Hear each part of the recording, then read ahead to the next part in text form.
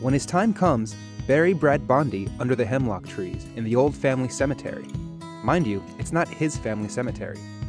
Mr. Bondi and his wife Tandy are the latest owners of Old Welbourne, a 330-acre working farm and manor in Bluemont, Virginia. The property was established in the early 1800s by the Dulany family, whose descendants include relatives of Robert E. Lee and the founders of America's oldest foxhound hunting club. Many of those descendants are buried on the premises, in a fieldstone cemetery about 500 yards from the 1878 Georgian colonial-style manor. Even though Mr. Bondi, a 42-year-old attorney, bought the home less than 4 years ago, he's very serious about someday joining them. "We hope we can keep it in our family for at least another 150 years, says Mr. Bondi, who plans to pass down the estate to his children. He and his wife bought the property to escape the bustle of the DC area, where they both work.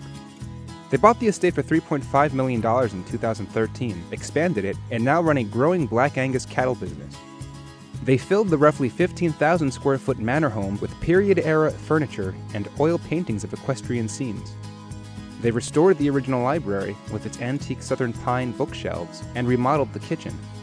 They added a riding ring, restored the barn, and laid close to 10 miles of fencing for the cattle. All told, they spent more than $1 million on improvements, and the work continues. Along the way, Mr. Bondi has become closer to the Dulany descendants.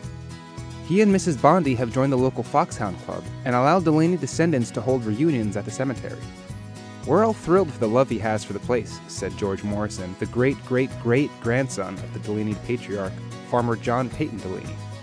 As for Mr. Bondi's burial plans, some people might think it's morbid, he says, but for us, it's a reminder of our short tenure on the planet.